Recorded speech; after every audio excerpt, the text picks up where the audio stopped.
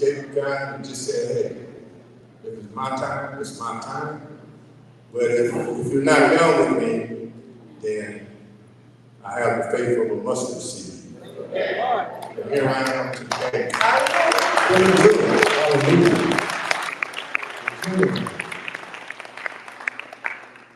So I just want to share a little bit of information with you all outside of that.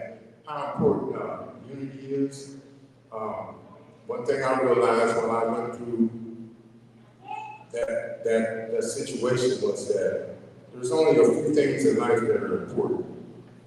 And those are the people that you're surrounded by. Your family, your friends, co-workers, people that you come in contact with. You know, we should always love on each other. Because you never know, tomorrow's not promised. You never know what may come your way. But whatever it is, it's okay. Yeah, everyone in here has been through had some challenges, lost somebody. We all go through that. And that's why we need each other. That's why unity is so important. So, I do Juneteenth, like most people know me for that. I used to go around the community passing out flyers. Just, when we first started back in 20,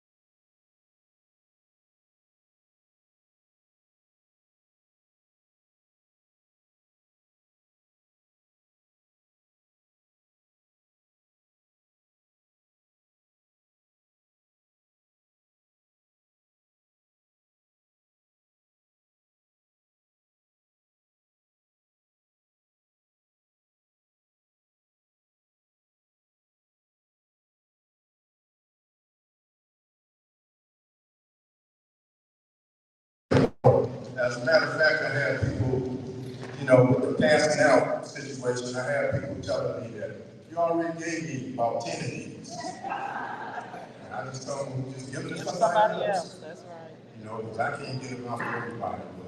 But it's been a long journey. We started out at the International Convention Center, went to Ferguson Park, and then made it to the Shrine of the Black Madonna, where we really, we got overrun. We had that whole area over off of Alabama Avenue pretty much fulfilled, and that's when we did our first parade as a promise to some elders who actually couldn't come to the event. And so we took the event to them before we went to the shrine. And that started a parade that we still do today that is now televised. So we went from Shrine of the Black Madonna to Mosley Park and met a lot of good people in the Mosley Park area. That's where I came in contact with Lee Smith and the general. Was a young man, he's still a young man, and we all the general. He's still a general today. And I became a member of Asala. I've been over a decade with Asala, and actually partnered with them on the Juneteenth, and many other organizations too. But Mosley Park, we used to go up and down Martin Luther King with our parade from Mosley Park down to Washington High School, and sometimes from Washington High School back up to Mosley Park, just depending on what was going on with the logistics. And then a great thing happened. We lost our permit some kind of way and didn't have a park to do our event in. And some of my good friends from Asala, same people, Sister Willie and Sister Candy Tate, said, maybe we can go to Morris Brown College. And that's what we did. We went to Morris Brown, spoke to President Pritchard at that time. He gave us his whole meeting boardroom to have our weekly meetings in. And that was a real great experience to have an event at Morris Brown College, especially when they were working on their accreditation at that time and reestablishing their accreditation, which has been completed. Thanks to a lot of people. And I haven't heard anybody got to work with me because at least looking into it, the baddest band in the land. So we left from the Morris Brown College and we went back to Mosley Park. We've been all over it, man. And then we went to Home Depot backyard, and then COVID hit us. And so we couldn't do events, but we still managed to do something in the community as far as a protest, because that's about the only thing you can get a permit for. That was in 2020. And we had about 15,000 people who marched against, that's hard to even say that guy's name, Trump. Marched against Trump, because that was the year that he wanted to have a convention in Oklahoma on the anniversary of Black Wall Street massacre during Juneteenth. And I got a call from the city saying we got to do something, you know, to divert attention away from that. And we got 15,000 people on the street, marched from the King Center all the way up to Centennial Park, for anybody who remembers that. And my time is up. Hey, but anyway, I just want to let you all know that anything that I can tell you about Juneteenth means freedom. There's nothing more important than freedom. And freedom ain't always for us, it's for the next generation. You know, we gotta pave the way for them, just like it was paved for us. More information on Juneteenth, just somebody said something about social media. And that's very important. You know, I used to tell my children not to put phones down, but I tell them to use those phones and learn how to use them effectively, though. Okay? The same thing with me. So anyway, to get in touch with me, as a matter of fact, I have some flyers that I'll leave on the table for anybody who wants to get one. Instead of giving you my social media tags and all of that. So, and they have that information on them. But I'm just happy to be here. I'm really grateful to the Most High to be alive today. Every day is a blessing. I know that more now than ever before. And so just to kind of see some faces that I haven't seen in a while, I'm grateful. And there's a lot more I could say, a lot more I would like to say, but I don't want to take up all the air in the room. I'm going to get this mic back to this guy. Bully, he's standing right next to me. You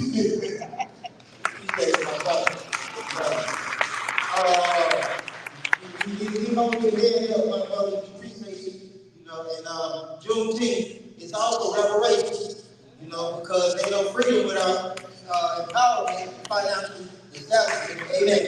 So we have our organizations in Solomon, AA Church, and now we have some youth who are coming up for our Dr. Carter's Woodson Vision. All right, give them a hand as they come up. Shout out to the sheriff Williams for all you do for organizing this. Amen. And this program was introduced way back when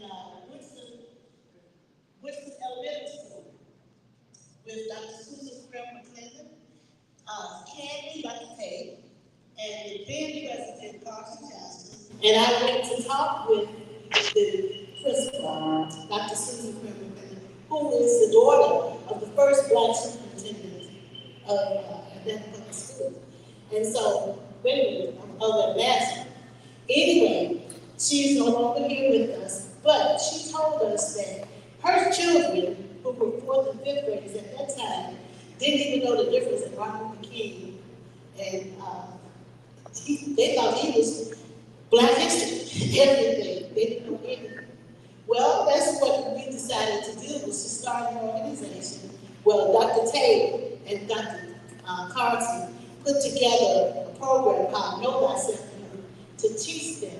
And so we met with them on Saturday, and we took them to the Ebenezer Church to commemorate the event that took place with the Johnson brothers when they did Lift Every Voice and Sing. They did it, it was in Jacksonville, Florida, I believe, and it was way back 1900 and something. But anyway, they did Lift Every, and they had 500 voices of youth. So they redid it, and so we took them, and that was in 2015, I believe. So now these young people, these are not the same ones, but these young people are the same age of those that we took that day. And so they're going to tell you who they are. We still have the Know Thyself Music program going, but what we do now is expose them to cultural events. They participate with Juneteenth, and we do that every year. And then they go to other cultural sites, and we plan to go to some of the plantations to visit. So let me let them tell you who they are. My name is Lauren J. I'm a senior at UWM. He said, Best Academy. That's business, engineering, science, and technology. This is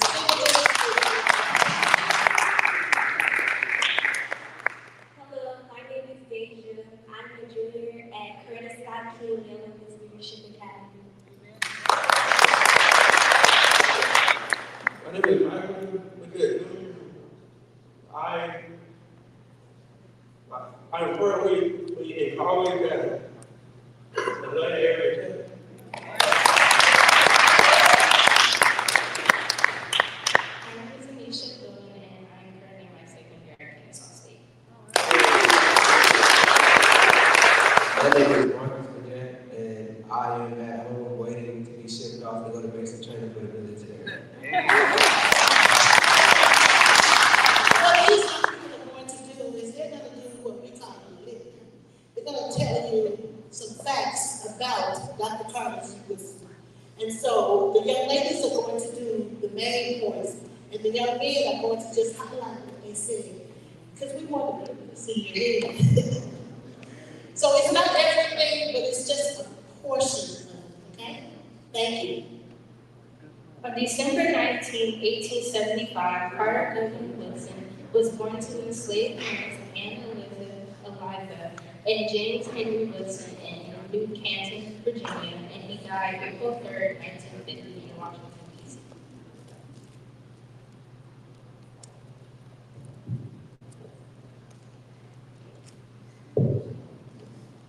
He was the second African American to receive a doctorate degree from Howard University in 1912. He believed that the role of his own people in American history and the history of other cultures was being ignored or misrepresented. Among scholars and needed research, he founded the Association for the Study of Negro Life and History.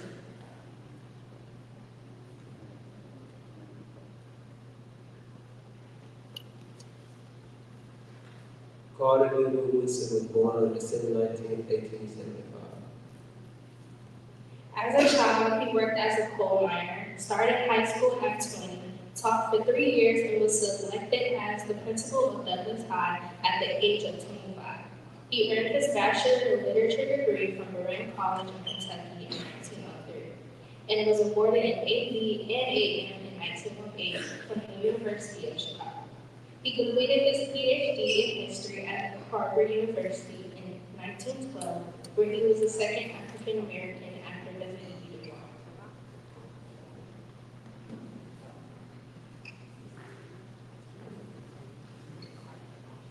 Dr. Wilson was from the Jamaican South Africa.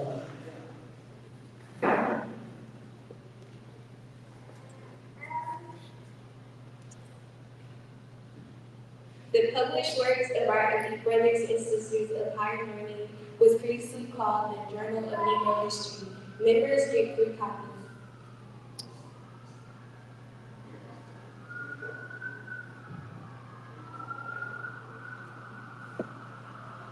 Dr. Wilson was the dean of the College of Arts and Sciences at Howard University.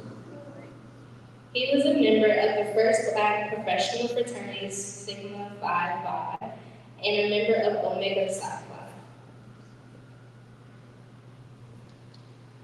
In 1926, Woodson pioneered the celebration of Negro History Week, designated for the second week in February to coincide with the history. The organization he founded runs conferences and publishes the Journal of Negro History for those teachers responsible for teaching our youth. Those publications are now called the Journal of African American History.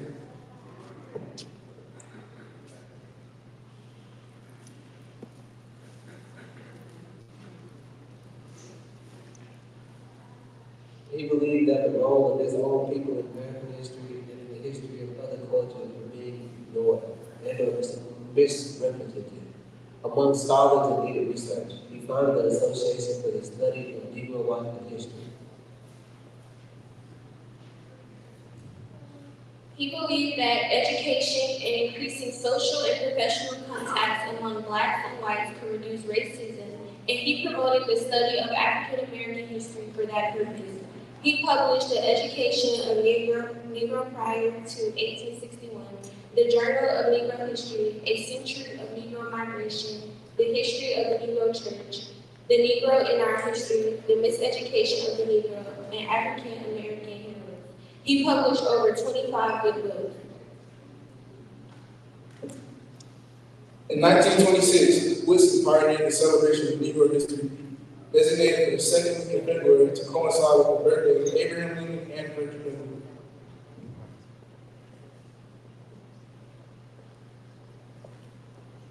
We celebrate Black history in February because Woodson wanted to commemorate the birthdays of Abraham Lincoln and Frederick Douglass. In 1926, he received the Springham Medal from NAACP. 1984, a 20-cent postal stamp. 1992, Library of Congress held an exhibition entitled Moving Back Barriers. His home is a National Historic Site in Washington, D.C. In 2002, scholar Mofi Asante named him one of the 100 greatest African Americans.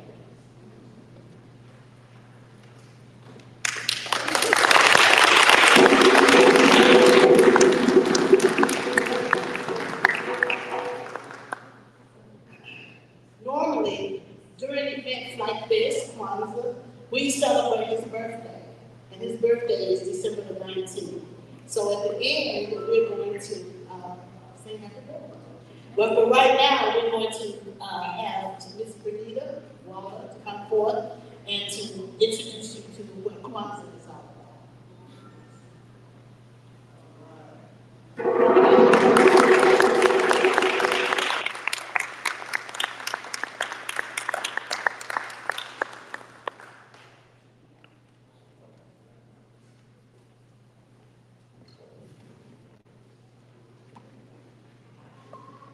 Hello, everybody.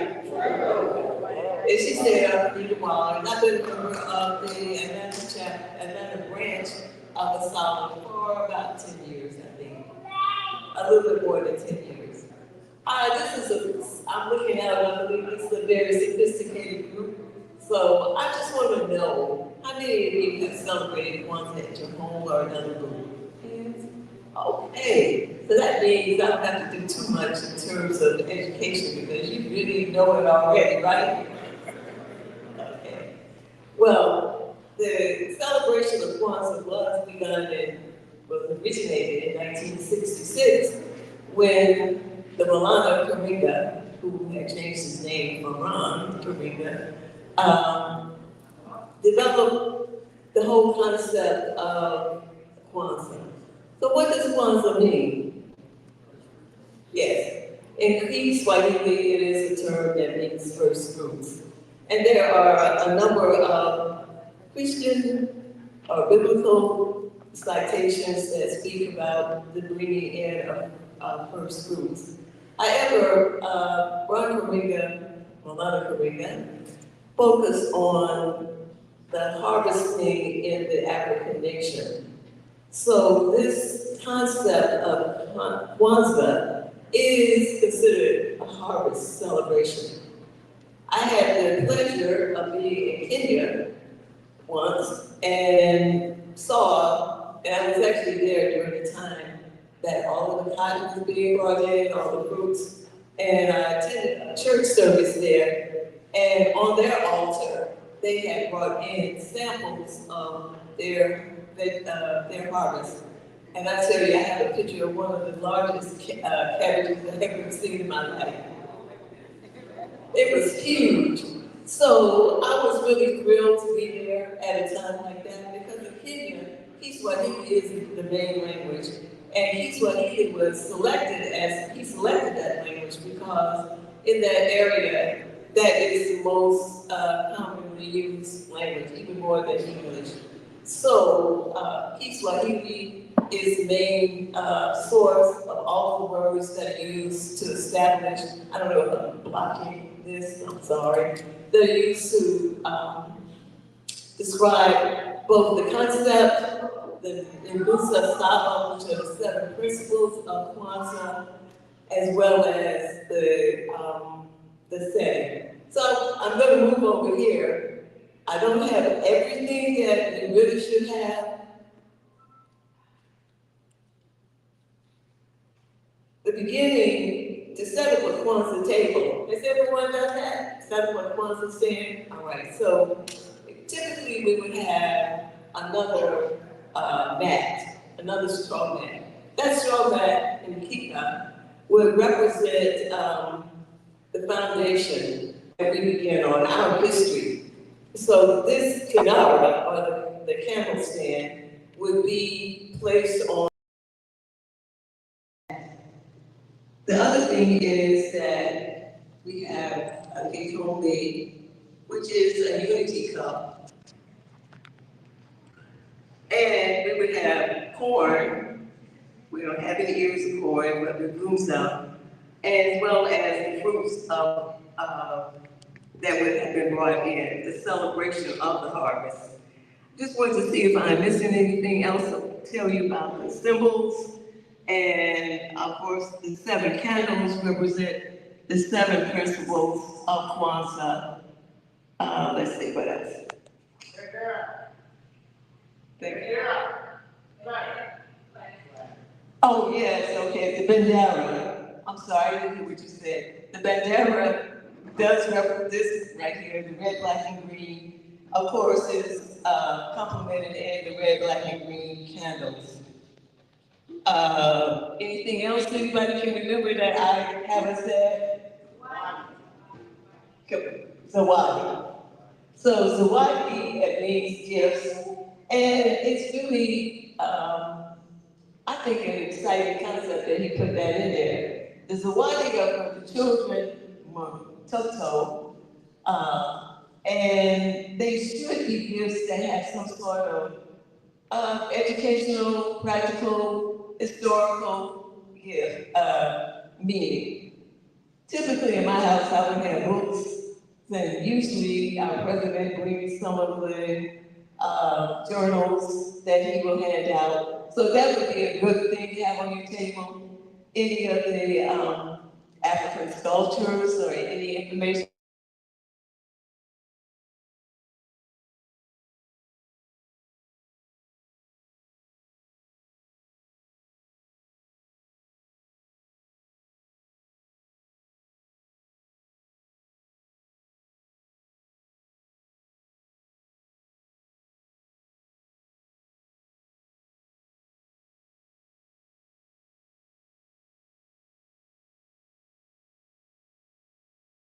The most familiar and most traveled, and you get to see the gates, the doors of no return, which really broke me down. I could barely stand to have to see what that meant to go through that.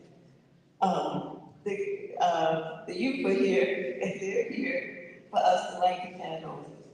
So the first candle is the black candle, which is put in the center.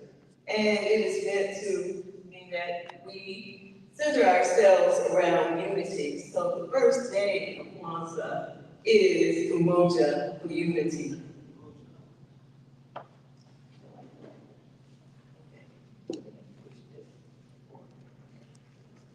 So we're going to light them all, even though the day is only the day.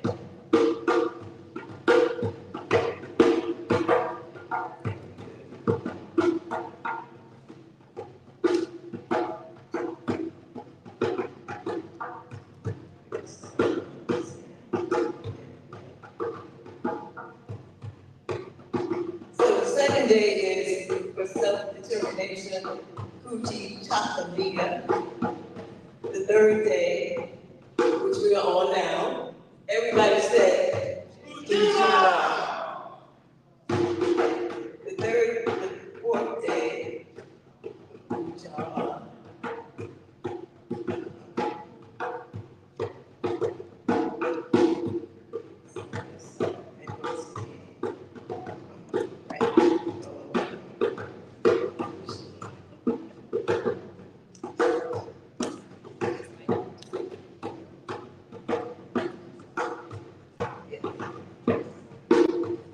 Cooperative economics and here, the fifth day, Kumba,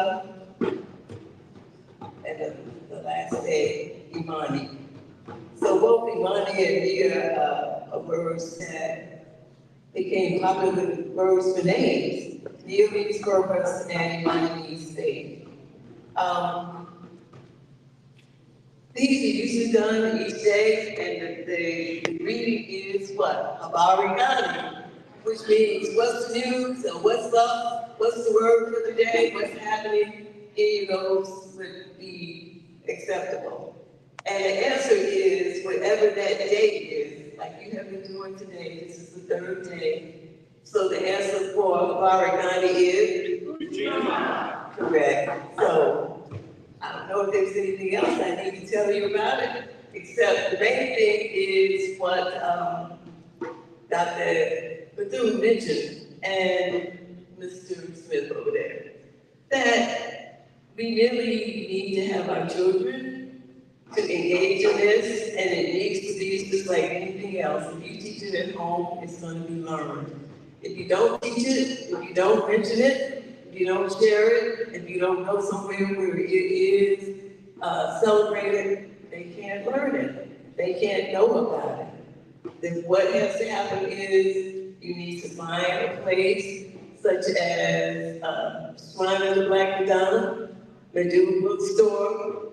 Find a place where you can get your own canara to stand. And most of the time, wherever you get that, you're going to find these candles. If you can't find the candles, do like I do. At Christmas, for the sales, go find you some red candles. Also, you can find some green candles. Most people will say, I can't find a black candle. Wait for Halloween. You will definitely be able to find it. You can get anything, the fruits, the corn, the mat. And I'm sure if you travel to Africa, I'm probably sure that you bought you some fabric. If you wear your African attire, these are the things that to explain what the red, black, and green means. Most of the time, people will say, with regard to the candles, that the red ones represent the struggle that we've gone through, and the green ones represent the, well, it's not really success, but I would say the progress that's been made so far, and the black candle stands for unity. Until we have unity, we can't really celebrate these things because we're not in accord with one another. In order to be peaceful and in accord, you have to have unity, and unity becomes the basis for all of it. So thank you, and I hope that you did learn something. At least remind yourself of it.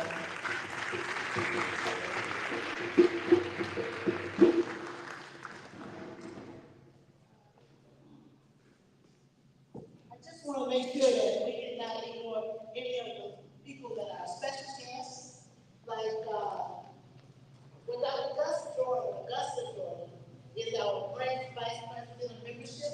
Is he here? He told me that he had meetings trying to get mad. So I think he is doing that. And they already explained what our president does. And so now is Mr. Carl Weaver, the NAACP chairman, head of the Oklahoma chapter. Is he here? Yes.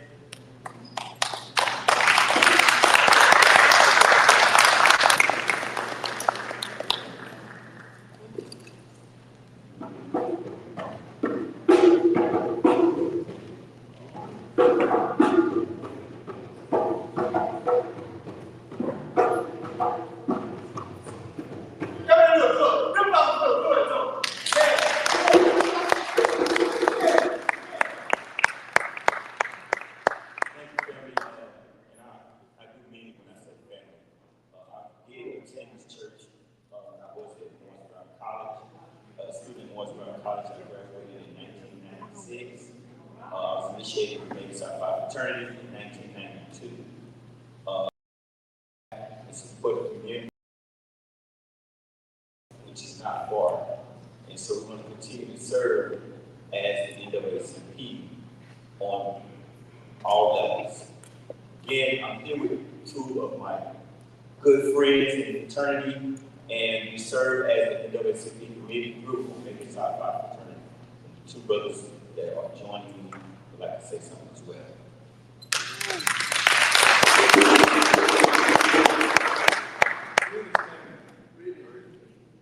I just want to say that NAACP, representing NAACP at the table in the back, and I heard some people say, I've been a member of NAACP since college. Okay, are you converted? Are you engaged? Are you engaged? That's why. So it's good that you still have that, unless you're a life member, which we offer that also. And you take it into that. We sign you up today, a life membership. But the NAACP is very important, and they do a lot of good work, and we need to support that, and that's what we need to do. Thank you.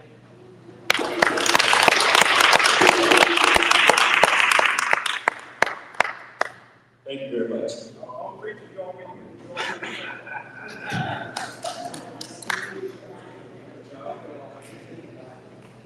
Come on up.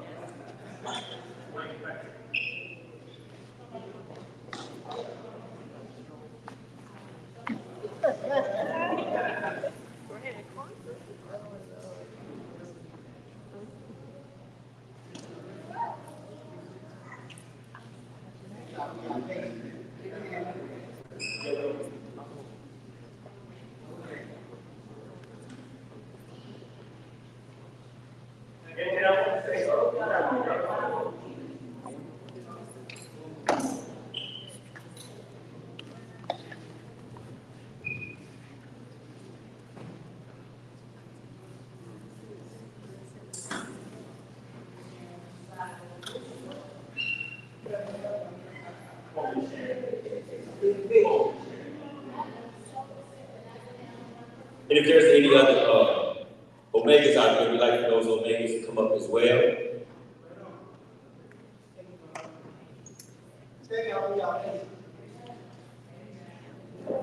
Yeah. Yeah.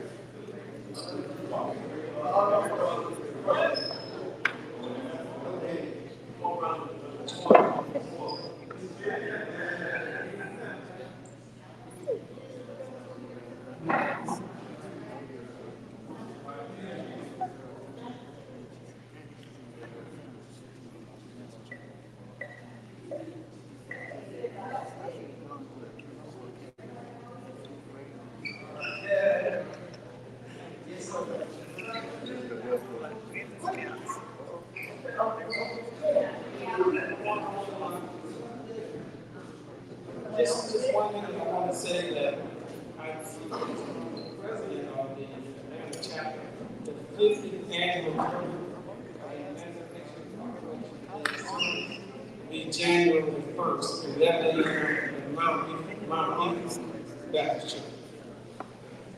So I have this flyer, and what you can do, if you want to get a copy of this, is you can come over here and Texas. All right, thank you.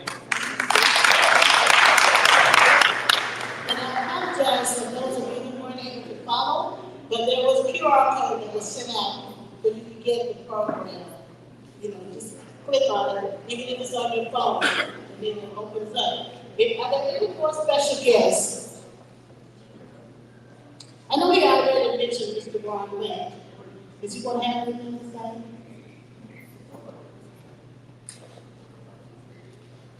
We have authors in our organization as well, Dr. Trenton Bailey and Dr. Kendrick Frank. Good afternoon, everyone.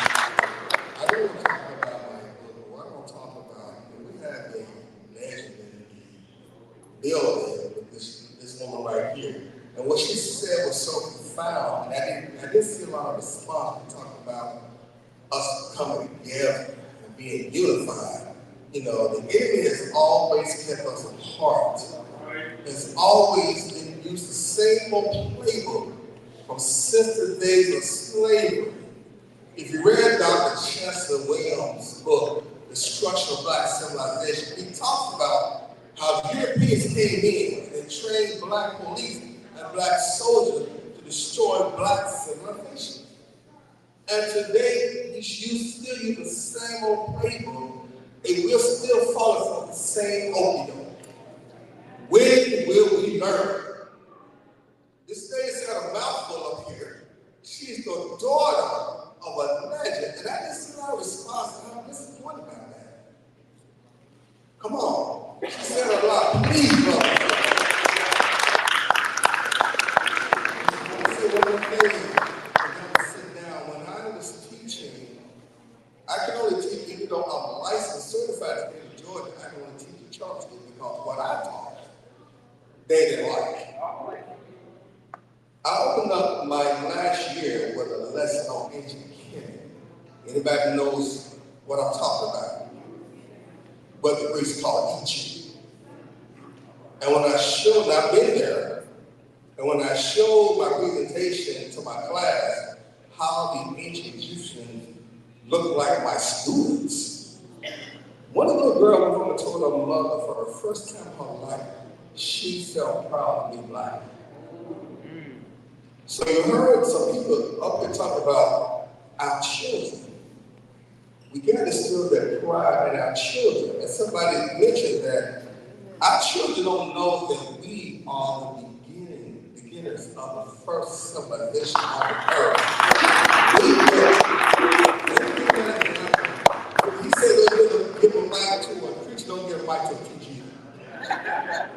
You all learn about the Great Wall of China. Okay? But did you learn about the Great Wall of Benin? Also, the Great Wall of Benin is 4 times longer than the Great Wall of China. And in Zimbabwe, see, the best way to deny you your great, deny you your true history. They'll teach you their story. What about your story? I'm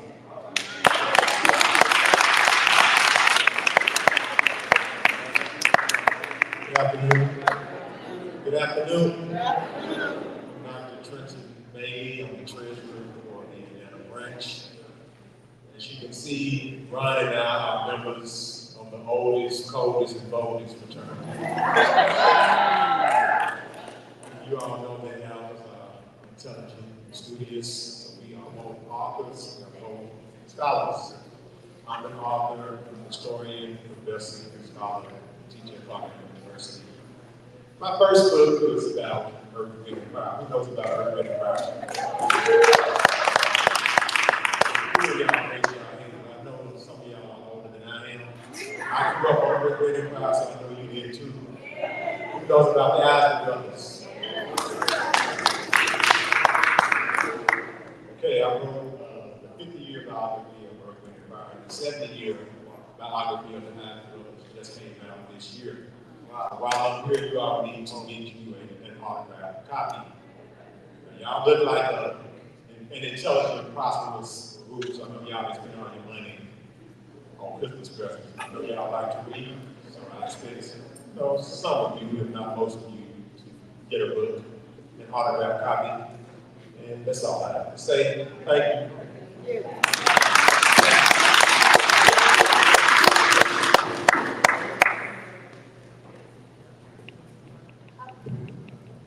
Before I give the microphone back to Sharon, there was one thing thing I did want to say, and that is, since we've been talking about kids, I really want you to know that the very first time I was able to do a Black History program, I'm sure it was then, Negro History, I was in the 4th grade, and I was 9 years old, and the teacher had said, you know, we're gonna do something on Negro history. Well, nobody really said what Negro history was at that point.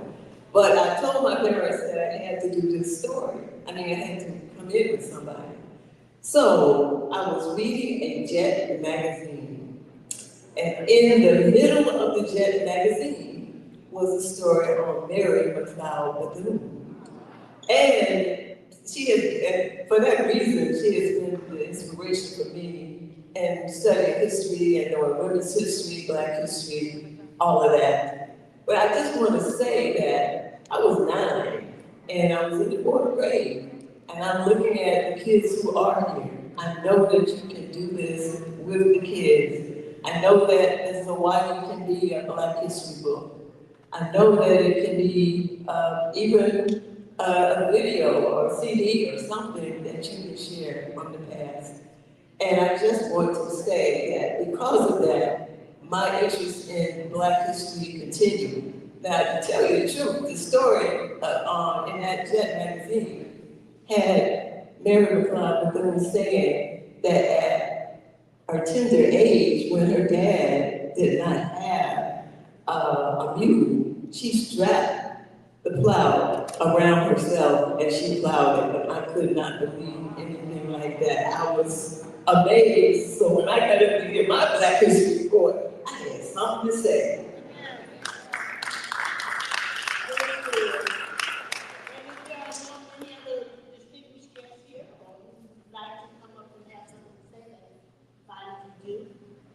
But we're gonna move into, what we wanna do is let you know that we're gonna take a group picture with everybody in, you know?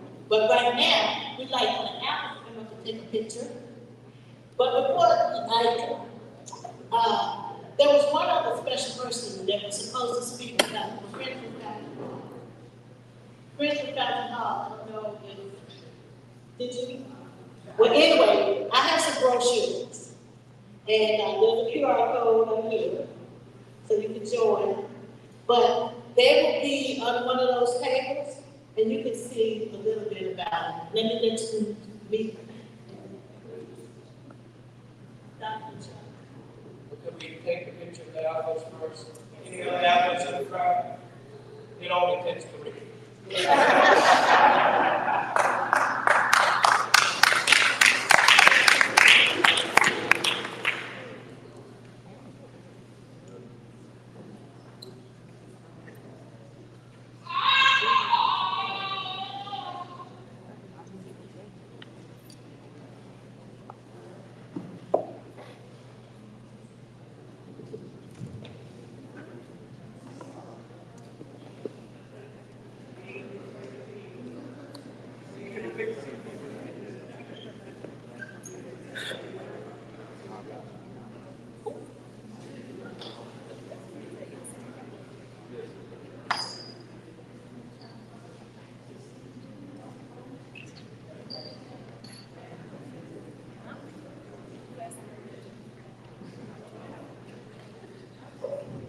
Baragani. We can do better than that. Collective work responsibility. Baragani. Baragani. It's very glad that I'm here. Thankful to be here. My name is Ujima, retired. I wear a lot of hats in the community. I always say that, you know, being a leader is not about title, it's about taking on responsibility for the community. When you say you want to move into a leadership position, you're really saying, I'm willing to be more accountable to our organization, to the freedom work that we're doing. So one of the hats that I wear is that for years in Atlanta, there was an organization called the Metro Atlanta Kwanzaa Celebration. And one of the things that we did, this was back in the 80s, when we didn't have like internet to search for Kwanzaa events. We put together a resource guide, And on the back of each resource guide, we would put the calendar of major Kwanzaa events in Atlanta. You would have to go to different bookstores and restaurants and try to find a flyer and figure out where the next Kwanzaa was going to be. And so we were very proud of that book. I worked on that committee. We also worked on organizing Kwanzaa. I'm not going to take too long, I'm not going to talk too long. But we also worked on organizing Kwanzaa in the city of Atlanta and helping others, organizations with their Kwanzaa celebrations as well as just teaching about Kwanzaa in the community. Like Bob said, so many people didn't know about Kwanzaa in the 80s and 90s. And we went out to the schools, we went to churches, we went out in different ways to promote Kwanzaa. So this newspaper has been dormant for 12 years. So we're really proud that we brought it back this year. It's bigger and better than it's been in the past. So I have a few of them on the table over there. Hope you meet with one to find out more about the Kwanzaa for the rest of the week. As well as video. I will be a little bit remiss though, since the keynote speaker is going to be talking about reparations today. I don't take off my Kwanzaa hat and I put on my reparations hat. I joined an organization called the National Coalition of Blacks for Reparations in America in 1996. Again, even more so than Kwanzaa, you talk to somebody about reparations, first of all, in 1996, people didn't know what you're talking about. And then we would say 48 is a mule, and then people kind of, for some reason, that's in the black people's consciousness collectively. I don't know how that happened, but 48 is a mule. But then the next part of the conversation would always be, that's not going to happen. And people would say, that's not going to happen. But we're wasting our time talking about reparations, white people are going to give us reparations. And there's still, I don't know what the percentage is, but there are some people that still think like that. But I just wanted to let you know, to bring it up current. I'm trying to remember. So reparations is happening right now, okay? It's happening in cities, it's happening in states, it's happening at the local level. We know that what's happening at the local level isn't all of what we need, but it's breaking the ice, it's chipping away at the ice. And a lot of the things that have happened to black people, they happen locally, right? We can talk about, gentrification, we can talk about, eminent domain, we can talk about things that have happened very locally in your city, in your town, right here in Atlanta, right in Fulton County, right in Decatur, right in Fairburn. And so right now there's something called the Fulton County Reparations Task Force. Anybody heard of that? Fulton County Reparations Task Force. Okay, very good to see some hands up. So they just completed a 700-page report where they indicted Fulton County saying, these are the harms that you have done to black people here in Fulton County. And then they were given 2 years now to come up with recommendations for how Fulton County can address those harms. And my challenge to you is to go to that committee and let them know what you think reparations should look like, what Fulton County owes you or your family or just black people in the city of Atlanta. There's also a City of Atlanta Reparations Commission, which I happen to serve on, and we just in our early stages, but we're doing a lot of community forums because we're doing the same thing. We want to know what is it that the community wants to know, what is it that the community thinks reparations should look like. Because a group of 5 or 6 people can sit in a room and come up with reparations, then what happened, y'all said, that ain't what I want for reparations. I thought reparations should look like this. I want scholarships for children, whatever it is that you want. But if you did, but now is the opportunity for you to come to the table and let us know what you want, so we can put it in there. And then there's also a Decatur Reparations Task Force that just got started as well. So anybody in the Decatur area, my family in the Decatur area, Decatur has already done a lot of great research. They were able to go into the archives of Decatur City and with college students from Aggie Scott College and Emory University and look at these files and see how the city, specifically said we're getting rid of this community because of, they call it blight, urban renewal, all kinds of different names. But that's, and the young people, us olders know this history, but they didn't know this history. So we actually have to do show them about how to research the council, how to research this information, but we also have to counsel them after they start looking at these files and seeing what actually happened to our people. So we have to add that into the program. We actually have to counsel them because they're, getting hit with information that they didn't really know about and seeing it firsthand from the archives. So I'm gonna close on that note. I invite you to get involved with the Atlanta chapter in Cobra. Mama, I was thinking about all of the dots I wanted to connect in the room, but I gotta say so the brother lifted up this lady here. This lady was very active with the Atlanta chapter in Cobra years ago. We passed a resolution for the city of Atlanta to support the reparations movement at the national level. And then I said, well, we can't just get this resolution passed, nobody will know about it. So I organized a press conference, and she was one of our speakers at that press conference. I said, give it up again. I'm going to do it. And just whispered in my ear, said, I want you to go out into the reparations movement again, Brother Jamal. Yes. I want to recognize Sister Ujima. We talk about the children. This has been educating young people, teaching them about the Black history on a day-to-day basis, right? Our own people students. I want to recognize my brother back here, Minister Server, who's worked with taking hip-hop and using it as an educational tool as a weapon for our people. Working with KRS-One. Who's heard of KRS-One? KRS-One, that's right. Very good. Okay, I said I'm going to wrap it up, so I'm wrapping it up. But I just want to thank you. I want to thank Asala. I'm glad Sean let me know about this event.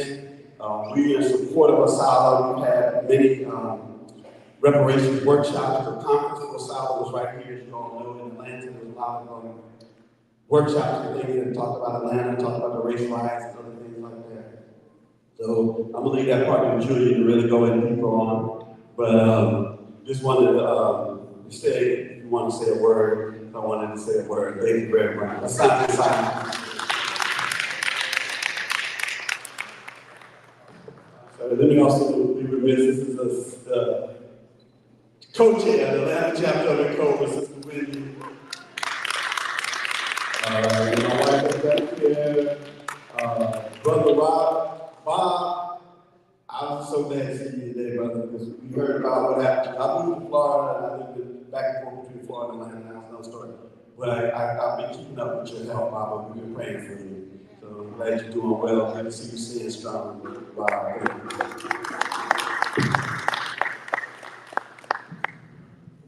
Well, good evening. Good evening. We're finally going to get to the heart of this program today. I'm going to introduce the speaker, but let me say before I introduce the speaker, introduce myself. My name is Chuck Barlow, Sr.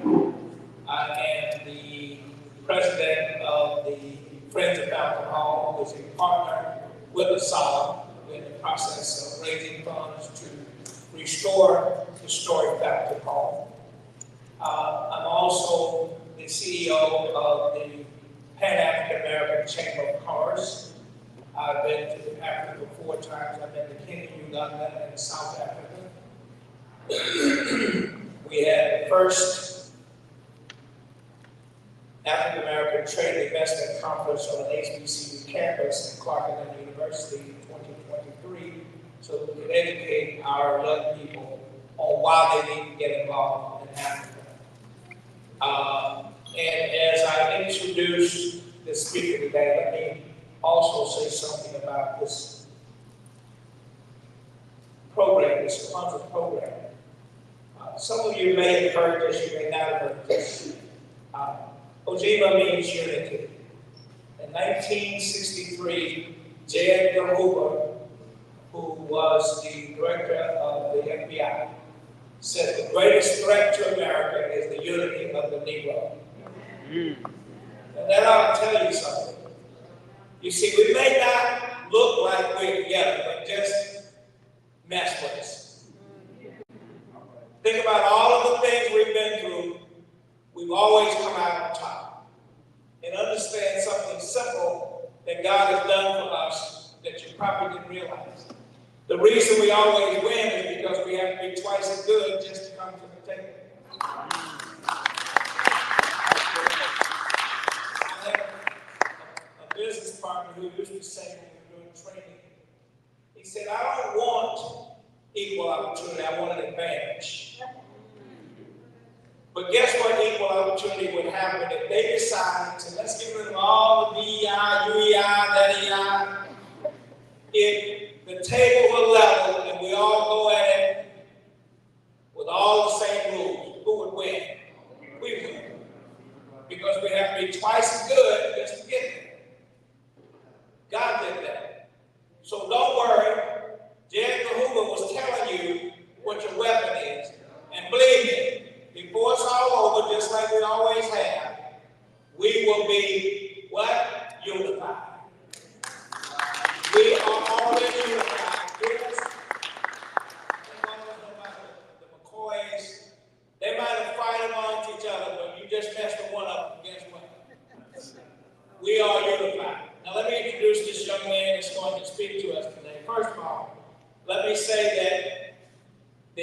there was a coat of many colors given to a young man named Joseph.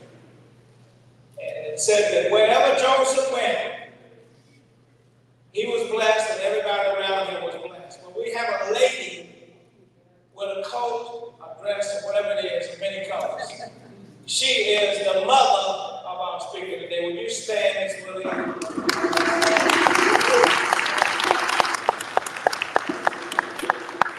I will tell you, wherever she is, there is unity. But she's going to drag you into something, whether you want to or not. The young man that I'm about to introduce, I'm the president of the Friends of Fountain Hall, and he's the vice president. Very capable young man to do just what he does. But let me say this before I give you the details of the introduction. He is designed for his destiny, he's tailored for his task, and he's perfect for his purpose. Let me say it one more time. He's designed for his destiny, tailored for his task, and perfect for his purpose. This young man is a scholarly activist from Decatur, Georgia, who is an international trumpet player, that is founder of and the executive director of the J.K. Smith Senior Foundation, empowering youth development of character through trumpet coaching, boxing conditioning, and learning history through travel. Currently, Mr. Smith is a graduate student at Georgia State University, earning his Master of Art in Teaching Social Studies. Mr. Smith is also men's ministry leader here at Allen Temple AME Church, and an active member of the fraternity. I can't say that, I don't know what it is.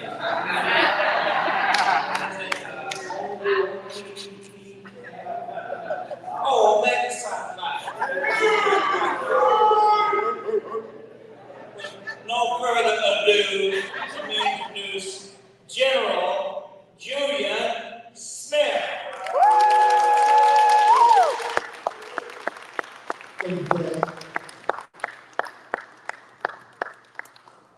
All right, so we're going to get straight to this lecture or presentation that I have prepared for you this afternoon. I'm going to do my best to get this in before 5 o'clock, because you definitely want to be time to hear from the beginning. Let's get it started here. Here we go, Kwanzaa Day 3. About it done. Ujima means collective and all right, so now, reparation legislation is the reason for this Kwanzaa celebration. So we're going to go from 1866 to 2026. That is 160 years. Now, buckle up, because we're going to move a little fast. We're going to go from the past to the future and learn how to understand our present. So the legislation, everybody say legislation for reparation is the conversation of this Kwanzaa celebration. All right, so we're going to get started. So now, why might we need reparations?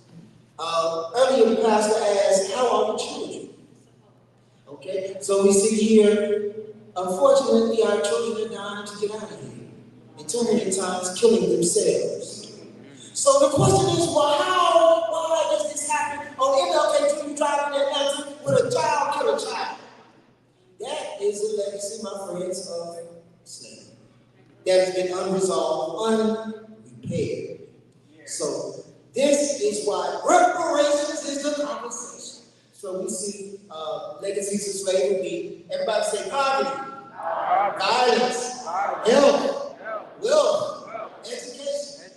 These chasms in our society must be bridged, in the only way they can be bridged is through reparations. All right. So now we're going to go back in time a little bit. All right. So here, my brother Jamoke, he talked about the 40 acres and the mule. Everybody say Field Order 15. Field Order 15. That's the source of your 40 acre and mule command. It was a wartime command given by General Sherman in Savannah. And this is a groundwork that we can use for reparations.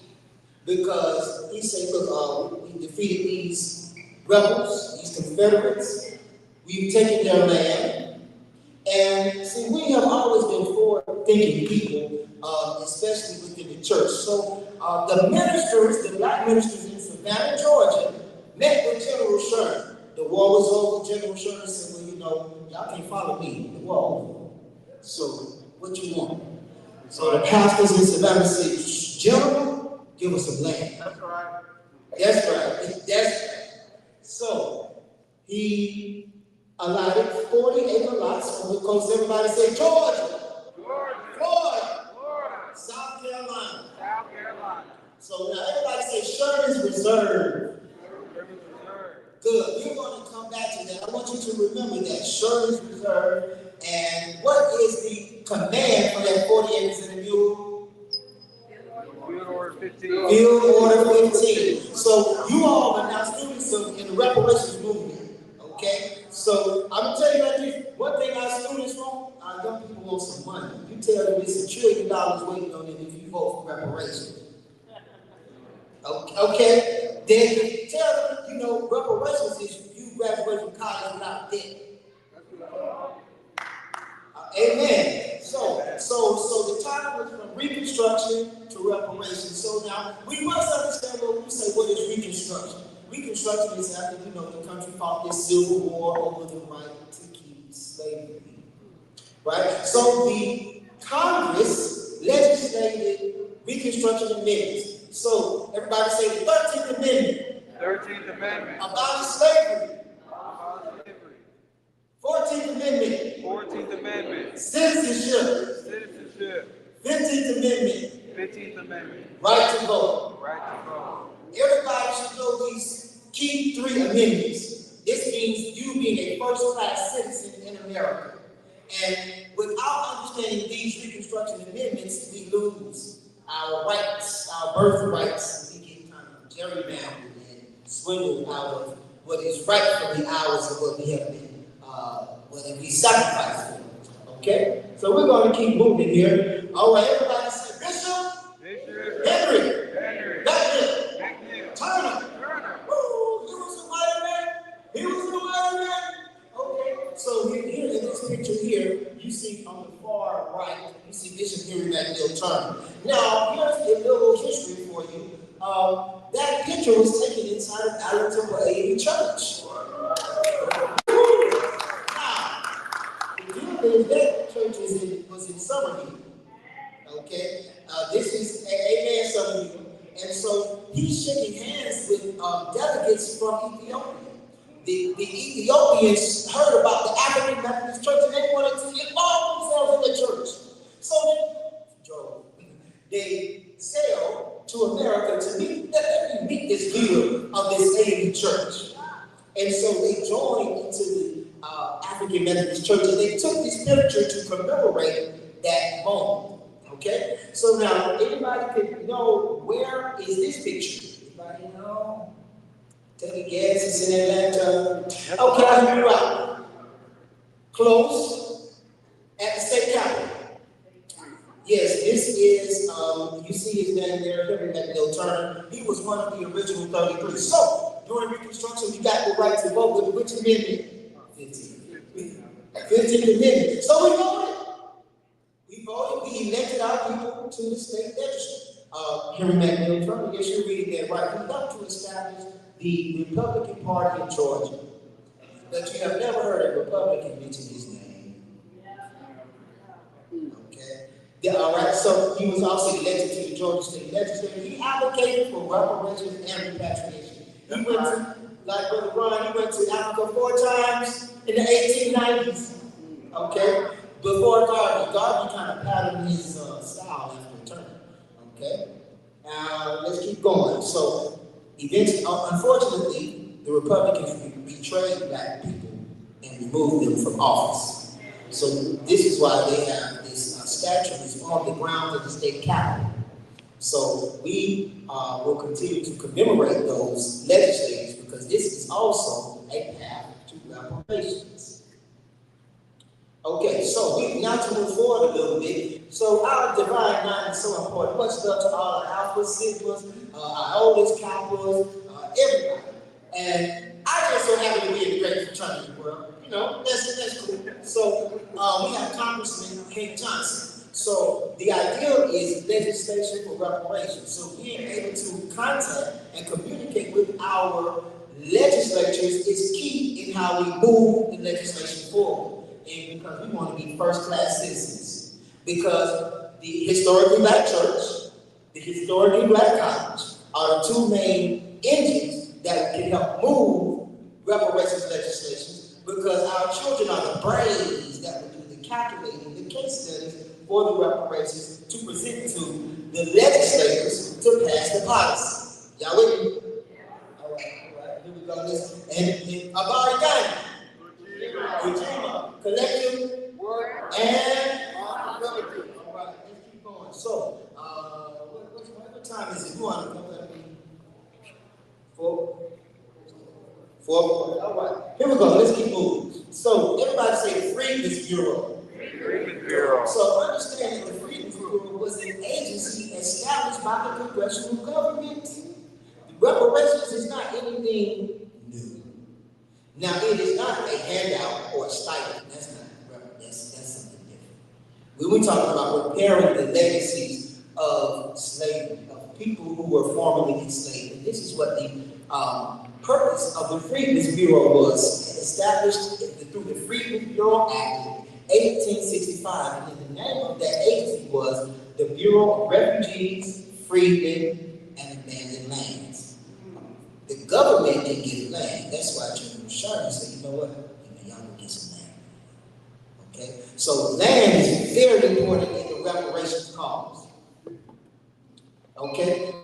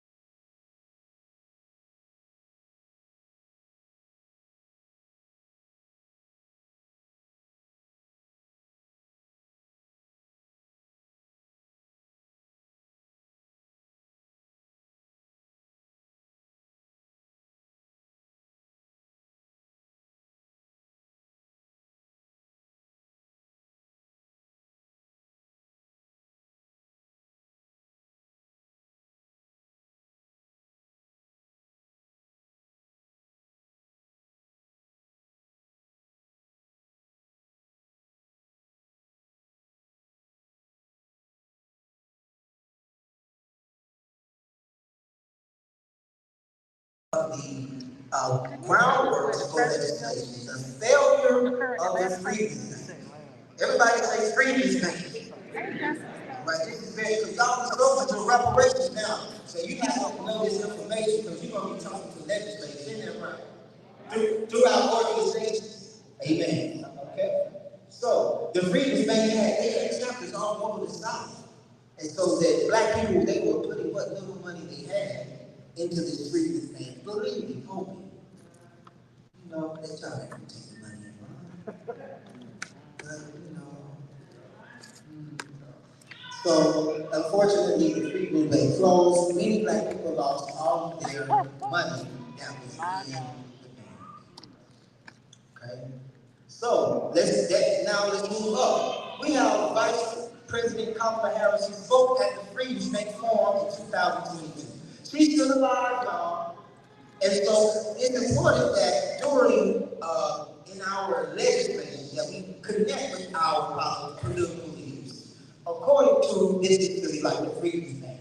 And we say, let's reenact the Freedom Bank. That's one option. There are many options. So in terms of, if we get the reparations, where will the money go? And how will it be dispersed? So that's one historical platform that we can use. Now, we move on to the end of Reconstruction. So, boom, okay, the federal government moved the soldiers, and boom. And black people were left unprotected. And this is one reason also why we must continue to celebrate Juneteenth, because that was the military enforcement of the law, protection of the law, and about us including ourselves as citizens in America.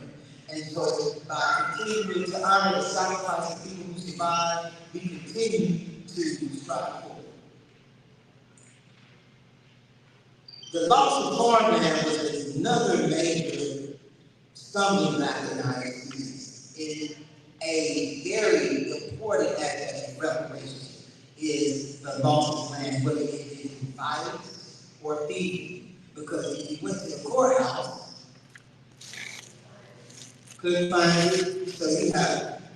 And so this is why today our land reparations is a key aspect in our process. You see, in 1910 you had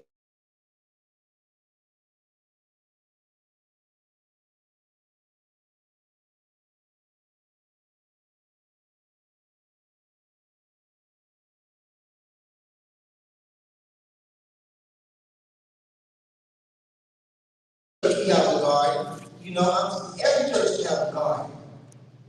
Because we have to feed our people. Right? To be a free people, you must feed your people. That's, oh, amen.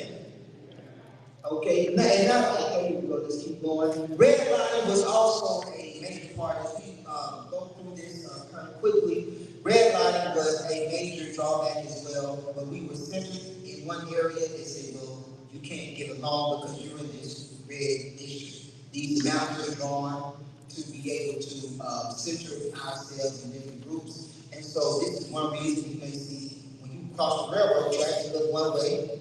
Cross the railroad track again, it looks another way. Okay?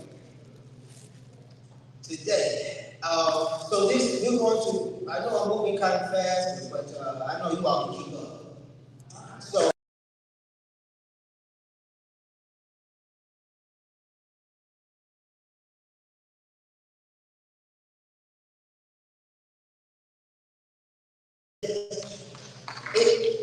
immigration is the biggest part as far as us thinking White House is cold down. But the real bulldozer was the industry.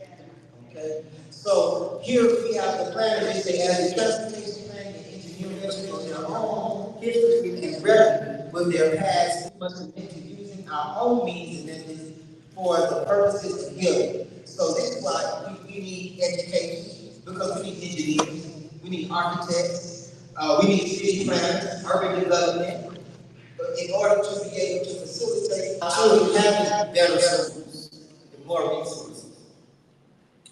So, shout out to Summer Hill. Everybody know Summer Hill? Summer Hill lives in here? All right. So, if you look at the picture on the left is from 1960. The picture on, well, there's, yeah, there's 1960, and over here is about 1978. What you see at the bottom, you see the residential areas, right? And on this side, you see Atlanta Fulton County Stadium, and you see the demolition. And so many people did not receive fair value for their homes. Many people were forced to move. And Allen Temple is about right here. Okay, that's the original Allen Temple where Henry McNeil Turner was. Okay, and that's something that historic preservation is also a key aspect in reparations, because I look forward to taking students inside the Fountain Hall. Because it hurt my heart, I can't go in the original attitude because they bulldozed it for a highway. And our children, we can't expect our children to have love for a history that's abandoned and broken down. And we see them spending billions at war and building billions of stadiums, but yet we tell our children how know your history. So here's a more history here. That is the original outer temple over there on the far right. You see these edifices were majestic. Somehow, by God's grace, we was built after slavery. We did not storm anybody's capital or courthouse. We built our churches. We built schools. We fed our children. We raised our children. And we just want to be left alone. Okay? So, here we are coming up to today. You see the Fulton County Stadium and the building of the Turner Field. And now that area is being encompassed by Georgia State. Okay? And so we have to be informed on this so that we can play our part. And we can be able to teach and organize. So the question becomes, how will Black Atlanta participate in Atlanta's urban renewal? What is our plan for 2026? You know, we shouldn't have to think too hard about that. But that's why we're here, so that we can come together and be able to have a plan to support to give our children. $5 billion in 10 new yards project. So the corporate America, corporate Atlanta is building. They're not waiting, they're not needing, they're bulldozing and building. Okay? And so as Black Atlanta, I pray that today we get charged up and say, what are we building? What are we restoring? Because they are building fast. There are international conventions coming to Atlanta, and we want to participate in the coming prosperity. So how do we do that? Historical tourism. That's why we restore Fountain Hall, so that we can be able to get the money when these people come in from all around the world. They want to see, what's the Black history in Atlanta? Where can I go to see Atlanta's Black history? The home of Dr. King. Where can I go? So also the Pan-African Student Convention, Atlanta, you can get a flight from anywhere in the world almost to Atlanta, get on the modern train and go straight to the AUC. This is what makes Atlanta a hub for Pan-African Student Convention. And why the NBC Friends of Fountain Hall is so important. And we do have books where you sell. We have Souls of Black Folk written by W.E. Du Bois. So I'm almost through, y'all. Okay. Gentrification of Atlanta's Black history. This is a key topic, hot topic, buzz topic, because we hear Atlanta's National Center for Civil and Human Rights expands at a critical moment in history. Nearly $60 million was spent. Okay, now the question becomes, what history was made in? The question becomes, when they take the history and they sell those tickets, where does that money go? Is that money going to fund Black education? So who is benefiting from our struggle in our city? Meanwhile, our buildings,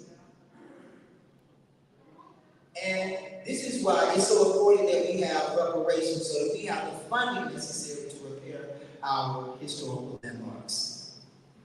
There's an aerial shot of Vine City. You see Herndon Stadium, Gaines Hall here, and this is why, you know, a rising tide must lift all boats. And so Fountain Hall will be here, but Fountain Hall is the catalyst that will be able to generate the momentum necessary to restore all of this. It is possible. They built their billion-dollar stadium. They built their multi-billion-dollar hotel. Where is our hotel? It's gone here. Where is ours? And so now we have all of the time and opportunity to do this. Okay, the Mercedes-Benz Stadium is not paying their fair share of taxes. They were able to work a deal, but they don't basically pay taxes into the community that they operate in because of laws and legislation, because we must be like James Brown said, get involved, get involved. Okay? So we tax the rich. Okay? So here's Dr. King, and he, in his 1963 speech at the March on Washington, he opened with, we coming for our check. I know a lot of people know I said, they know that I have a dream, but the dream was a check. So that we can restore our communities. Okay?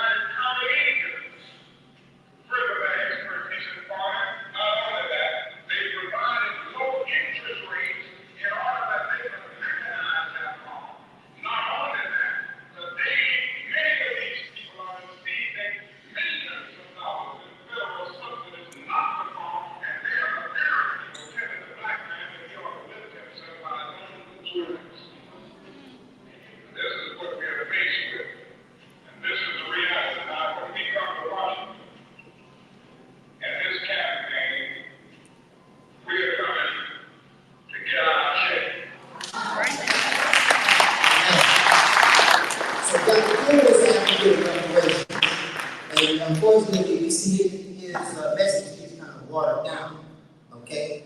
And here we go, HR 40 is popular legislation that is currently on the books at the federal level, okay? There were other, I'm going kind of fast, we're supposed to be out here around 5 o'clock, okay? So, Japanese American received reparations. There are models of reparations that have been successful, that have been legislated. So our students at our college campuses, that's their job, study these cases, bring us the model that we can present to legislators, and we will work with you on how we can pass that model that you have studied. Your education majors, your political science majors, your history majors. Put them to work. The Jews received Holocaust reparations. Okay, to the tune of something like $68 billion. Native Americans have received reparations. Okay, Brother Jamoke mentioned that there's a Fulton County Reparations Task Force, and so we continue to be involved. That reparations happens at the local level, the state level, and the federal level. But this is why we need our organizations to help represent us to the representatives. Okay, so we mentioned the city of Decatur has a task force. There is some talk at the state level of black legislatures making reparations. The Marshall Plan after World War II was reparations, war reparations. Did you know that Germany and Japan were rebuilt through American money? Yeah. The reason we know Mercedes-Benz is because of American money. The reason we know Samsung is because of American money. After World War II, they helped build their economies. So reparations is not some foreign concept. It's not a handout or a welfare check. It's the restructuring of our industries. Okay, you say they got money for wars but can't feed the poor. The U.S. sent $40 billion to Ukraine. Okay. Argentina, so it's our turn to get involved. It's estimated that, here's an estimated number is $13 trillion. That's one estimated cost of reparations. Okay. I'm so glad to have my brother Jamoke here, who's representing Incorporate and First Repair. These are organizations that are currently doing reparations work. Ta-Nehisi Coates wrote an article in the Atlantic. There's highlighting reparations work. So there is reparations in the media. Atlanta pictures itself as a gateway to Africa. So one of the other means of reparations is the internal repair of connecting ourselves to Africa. That's something that King Ragged check. That's something that's on us. And we have opportunity here in Atlanta. Atlanta, Georgia to Accra, Ghana. W.E. Du Bois is buried in Ghana. So that is an immediate connection that we have to build upon. The Atlanta, with the Atlanta University Center being the education headquarters of the global African diaspora. Imagine the brightest minds coming to Atlanta to have a convention and say, hey, how we're going to build our country. Y'all know Kwame Nkrumah? Anybody know what HBCU he went to? Lincoln. Right, he got educated at Lincoln and he went back to Ghana and became the first president of independent Ghana. And so we have this opportunity here. Dr. Du Bois wrote the Black Reconstruction. It's also the second decade for people of African descent. So reparations is also a time for us to tap into the global diaspora at all levels, city, state, federal, and international level. Yeah, the United Nations has declared the second decade for people of African descent. We saw this earlier, participating in the coming prosperity.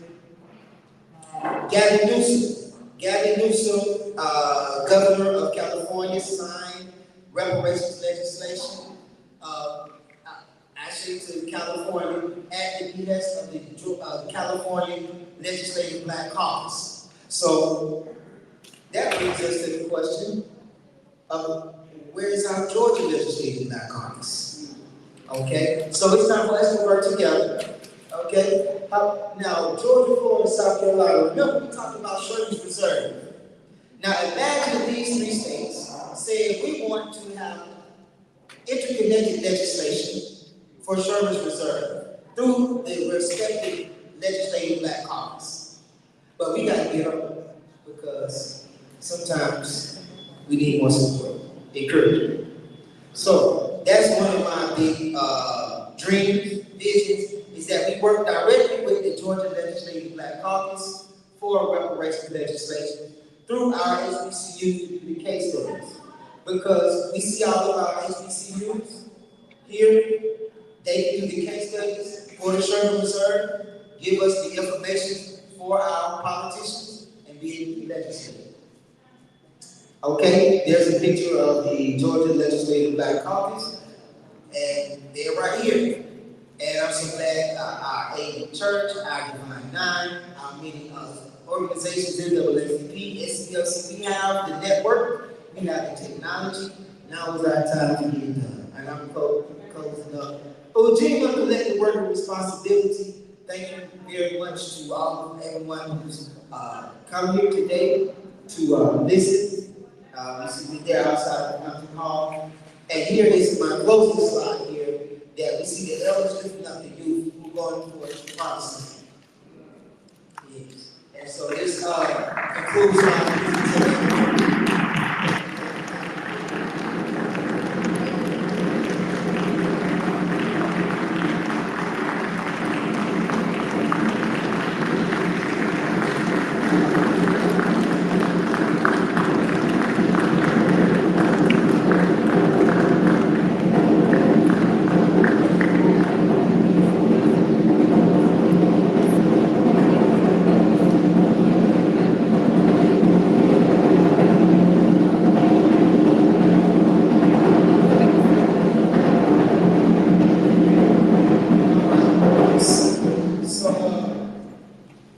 Thank you for the comment and for your attention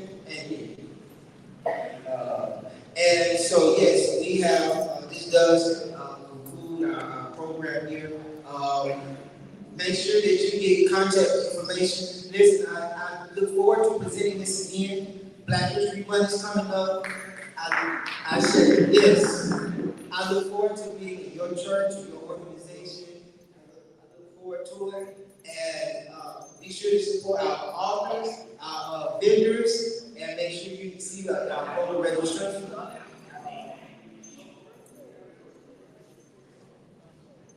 And sing happy birthday with Sister Sharon.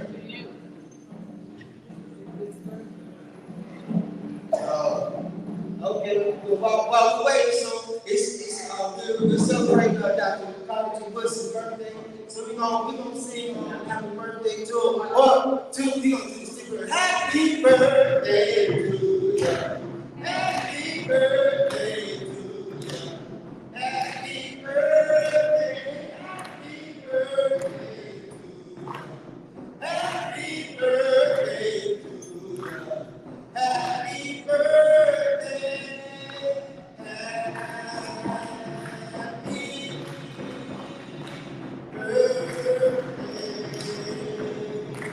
Happy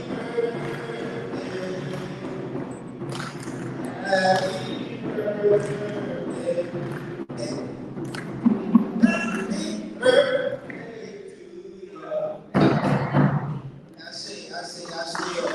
So that's happy birthday to Dr. Connor Woodson. And this is a video. Appreciate you, Brother Bobby, from the kids, repping for the ancestors.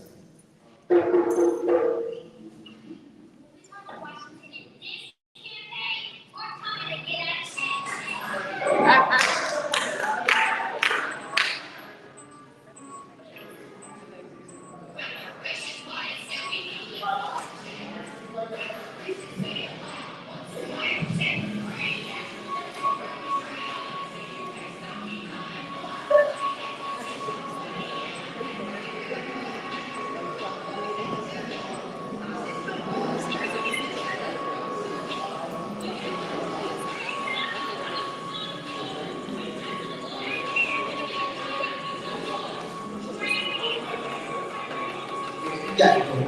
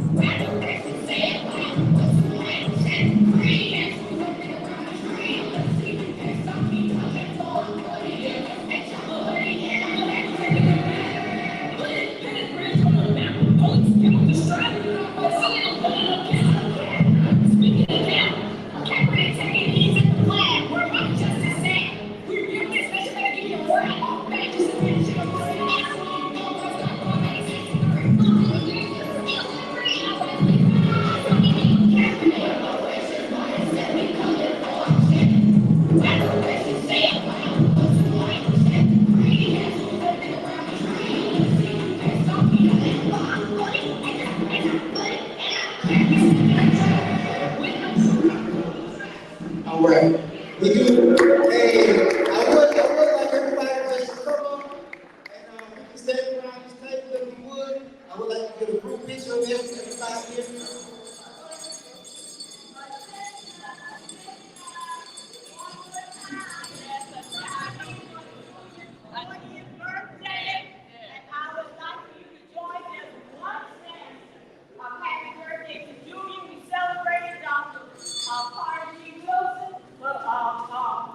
And we want to take this to you, Brother Smith. Come blow at the house.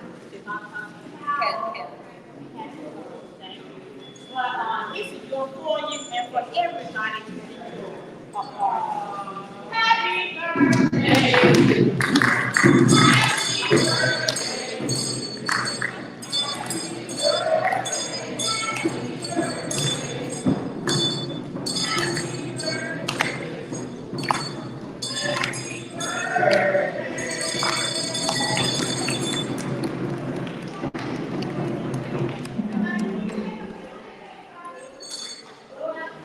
How you doing?